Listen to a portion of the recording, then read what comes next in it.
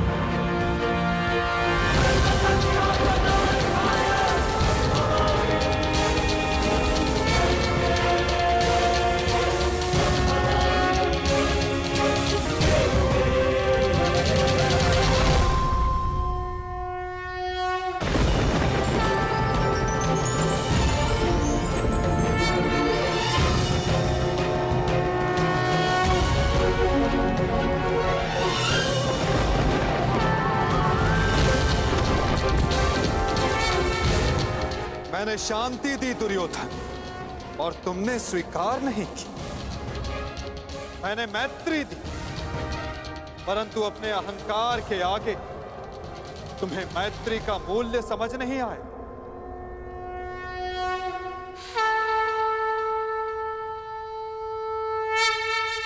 मैं प्रेम लाया था परंतु तुमने युद्ध मांगा दुर्योधन। तो सुनो, अब युद्ध होगा।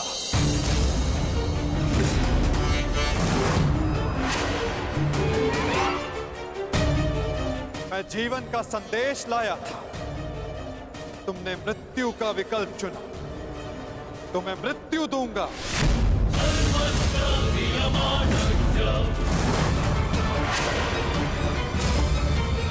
तुम्हें अनुमान नहीं दुर्योधन कि यह युद्ध कितना भयंकर होगा।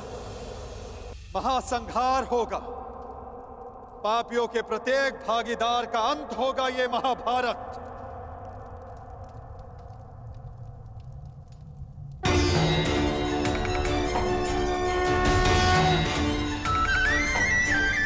श्री कृष्ण गोविंद हरे मुरारी, हे नाथ नारायण वासुदेवा।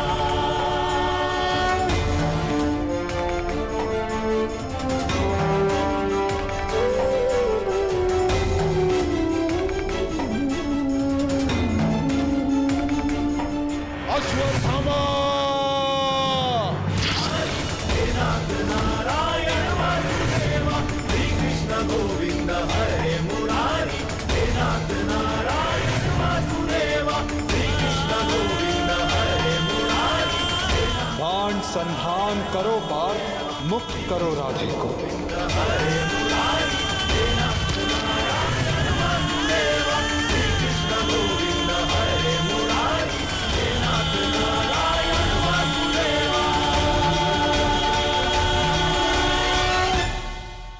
सभा में इतनी शांति क्यों है? कोई बताएगा मुझे आखिर हो क्या रहा है? सत्य देखने के लिए तन के दृष्टि की नहीं, मन के दृष्टि की आवश्यकता होती है धृतराष्ट्र। नियति ने तुम्हें दृष्टि नहीं परंतु आज इस क्षण के लिए मैं तुम्हें दृष्टि देता हूं।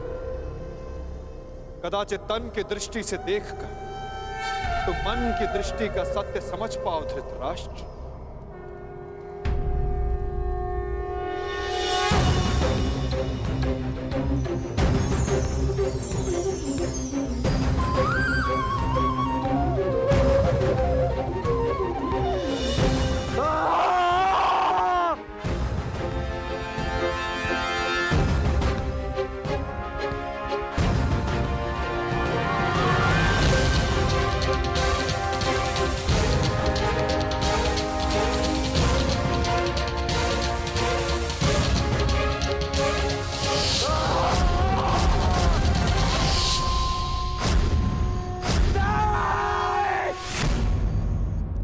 नहीं चाहिए ये दृष्टि मुझे, वापस ले लो।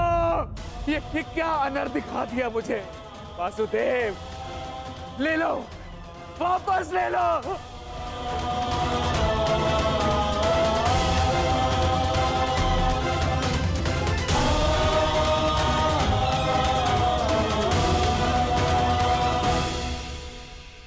सबने देखा वही अंत है और वही नया प्रारंभ। परंतु ये आप सबको स्मरण तब होगा जब ये वास्तविक में आप सबके साथ घटित होगा।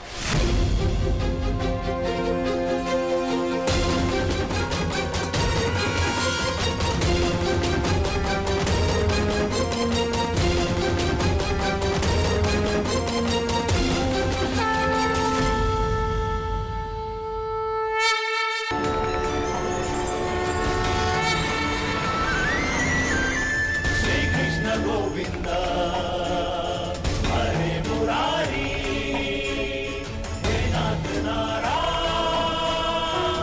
वासुदेवा। श्री कृष्ण गोविंद हरे मुरारी हे नाथ नारायण वासुदेवा। मैं वासुदेव इस महायुद्ध, इस महाभारत की घोषणा करता हूं।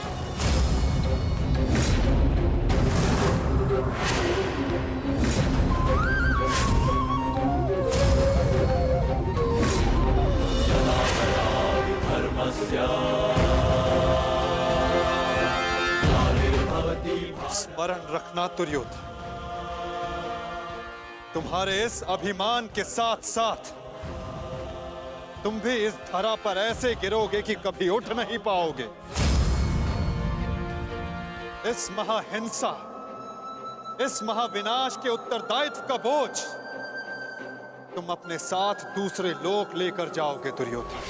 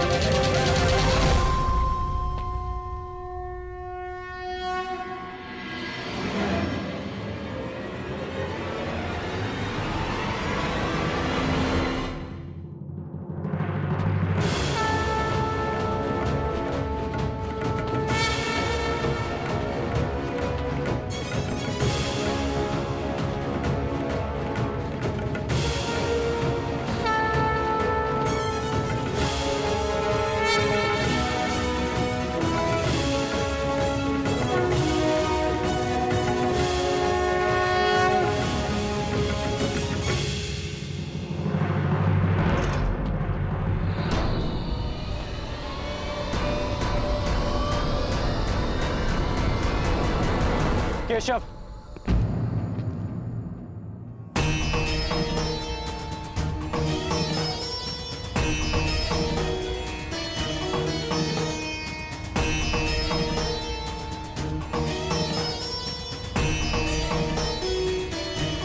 मुझे सदा से भान था कि आप साधारण मनुष्य नहीं हैं।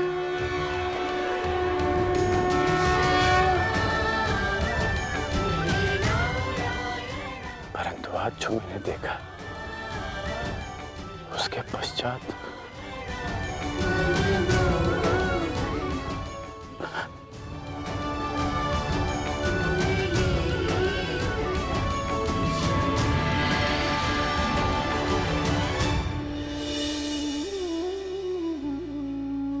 मेरे साथ आओ मित्र।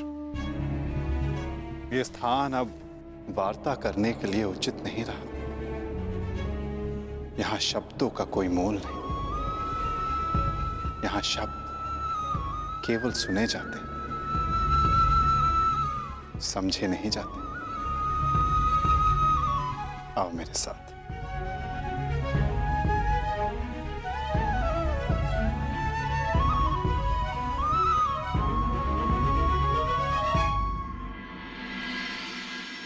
केशव,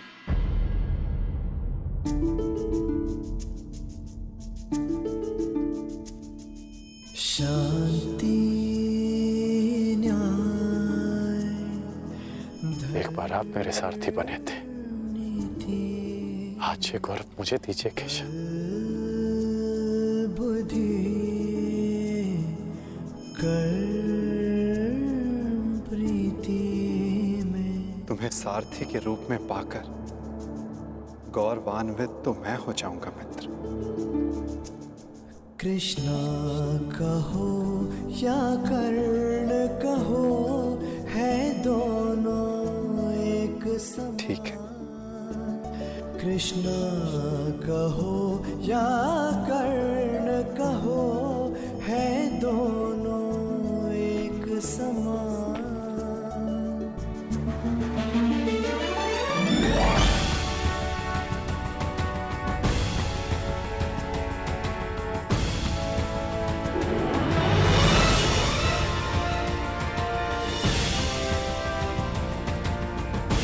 कुछ भी तुम्हारे मन में आप ही पढ़ लीजिए ना केशव कि क्या है मेरे मन में। मैं तुम्हारा मन पढ़ सकता हूं मित्र, परंतु जैसे कि मैंने पहले भी कहा था, मुझे तुम्हारे मुख से सुनना अच्छा लगता है। अब कह भी दो मित्र, क्या है तुम्हारे मन में? इस समय जो मेरे मन में चल रहा है वो ये है कि आपने मुझे पांडवों के पक्ष में आने का प्रस्ताव दिया था। हाँ, और तुमने उस प्रस्ताव को अस्वीकार कर दिया था। हाँ, परंतु मैंने कभी नहीं सोचा था कि मेरा ये निर्णय मुझे आपके विपक्ष में खड़ा कर देगा केशव। आपको तो युद्ध का परिणाम पता है ना केशव। किसी अनहोनी के होने से पहले उसका ज्ञात हो जाना, क्या वो आपको पीड़ा नहीं देता केशव? मनुष्य संतोष से इसलिए जीता है क्योंकि वो नहीं जानता कि अगले पल क्या होने वाला है। वो नहीं जानता कि वो जीवित रहेगा या वो मर जाएगा। परंतु यदि उसे ज्ञात हो जाए कि अगले पल क्या होगा या वो कब मर जाएगा, तो आपको नहीं लगता कि उसके आने वाले पल भय और चिंता में बीतेंगे?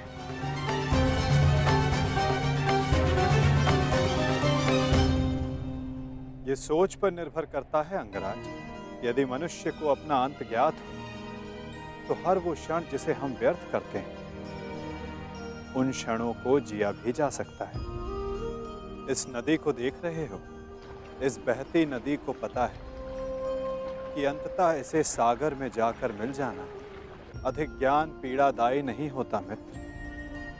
अधिक ज्ञान उचित निर्णय लेने में सहायता करता है। यदि तुम्हें भी भूत और भविष्य का कुछ अधिक ज्ञान होता तो कदाचित तुम भी अधिक न्यायपूर्वक निर्णय कर पाते। आपका मंतव्य यही है ना कि पांडव उचित हैं और दुर्योधन अनुचित?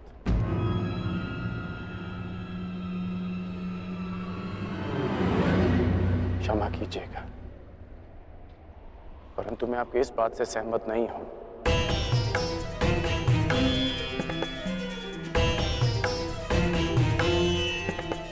मुझे लगता है केशव कि दोनों अपने अपने स्थान पर दोषी हैं।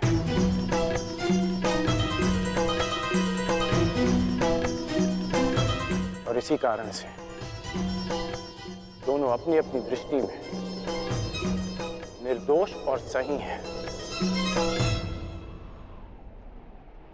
यदि दोनों ही दोषी हैं, तो तुम निष्पक्ष क्यों नहीं हो जाते मित्र?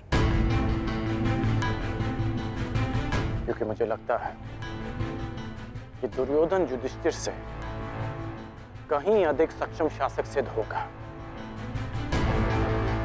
इतने अधर्म करने के पश्चात भी? हाँ, क्योंकि वो युधिष्ठिर की भांति धर्मराज होने का ढोंग नहीं करता। आप ही बताइए केशव कि जिसने स्वयं की पत्नी को दांव पर लगा दिया हो, जिसने द्यूत के कुचक्र से निकलकर स्वयं को द्यूत में फिर से फंसा लिया हो, वो कैसा धर्मराज?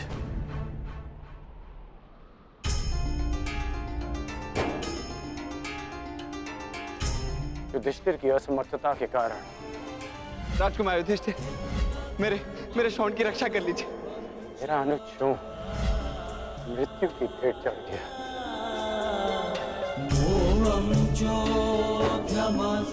जब मुझे सूतपुत्र कहकर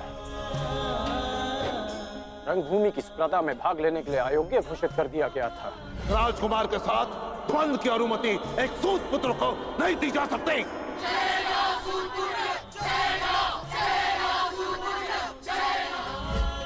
तब भी धर्मराज का धर्म मौन था। ऐसे में दुर्योधन ने मेरा हाथ थामा, जिसे आप अधर्मी कहते हैं। आज मैं अंगराज हूं, परिवर्तन के लिए खड़ा हूं,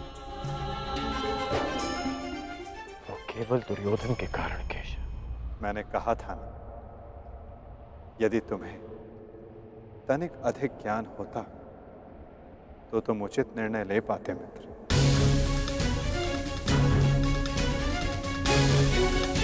मैं समझा नहीं। तुम सदा स्वयं को सूतपुत्र समझते आए होकर, और यदि तुम्हारा ये ज्ञान मिथ्या हुआ तो? मिथ्या? हाँ कर, क्योंकि तुम्हें तो पता ही नहीं कि तुम वास्तव में हो कौन। मुझे ज्ञात है कि मैं कौन हूं, और मुझे गर्व है कि मैं अधिरथ पुत्र कर्ण हूं, राधे पुत्र कर्ण हूं,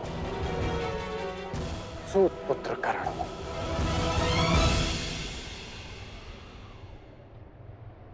तुम राधे नहीं हो अंगराज, तुम अधिरथ पुत्र नहीं, तुम सूत पुत्र नहीं।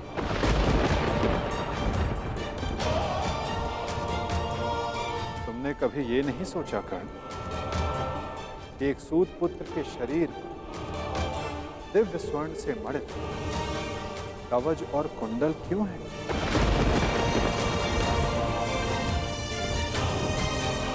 तुम्हारे मन में यह प्रश्न कभी नहीं उठा कि एक साधारण से सारथी के पुत्र के पास ये कवच और कुंडल क्यों है?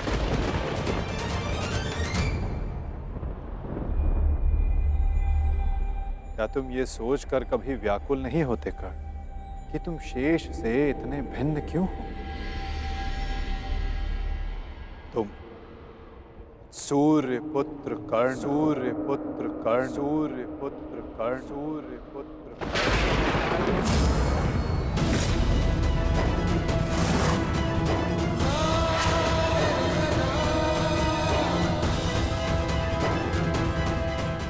स्वयं सूर्य नारायण के अंश हो तुम कर्ण।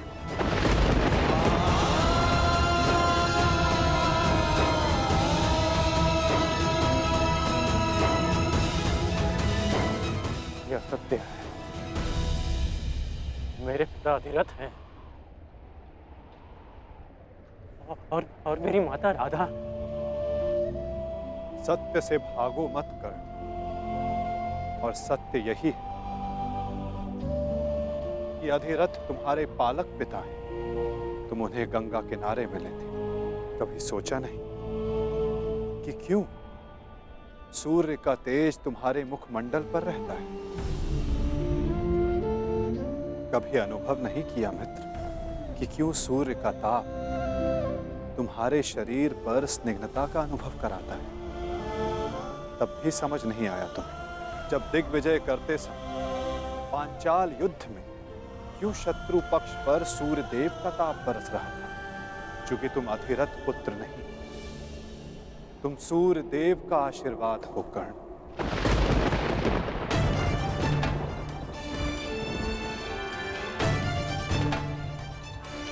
यदि मैं पिताश्री को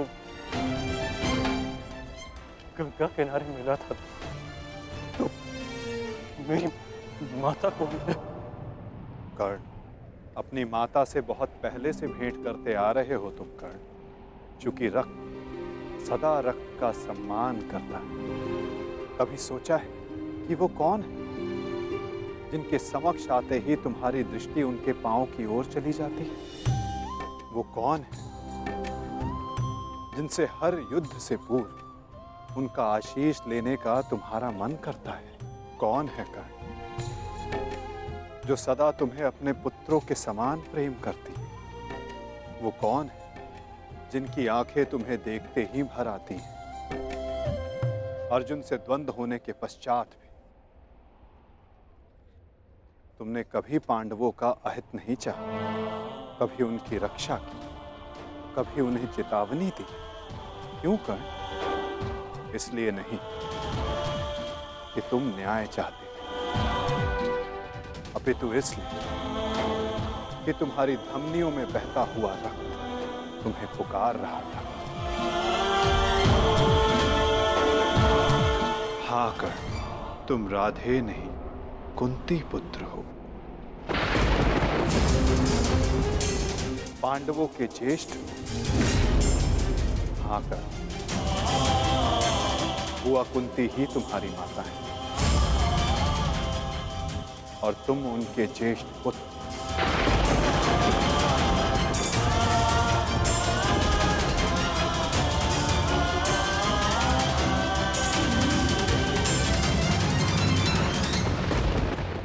ये सत्य नहीं है। कह दीजिए केशव कि ये असत्य है। आप चाहते हैं ना कि मैं पांडवों के पक्ष में हो जाऊं, अपने मित्र का साथ छोड़ दूं, इसलिए आप मेरे साथ छल कर रहे हैं। हाँ, आप छल कर रहे हैं मेरे साथ। यदि मेरा कथन तुम्हें छल लगता है मित्र, तो जाओ स्वयं उनसे जाकर पूछो जिनके नाम से तुम संसार को अपना परिचय देते हो। भद्र, अधिरथ और देवी राधा से जाकर पूछ लो।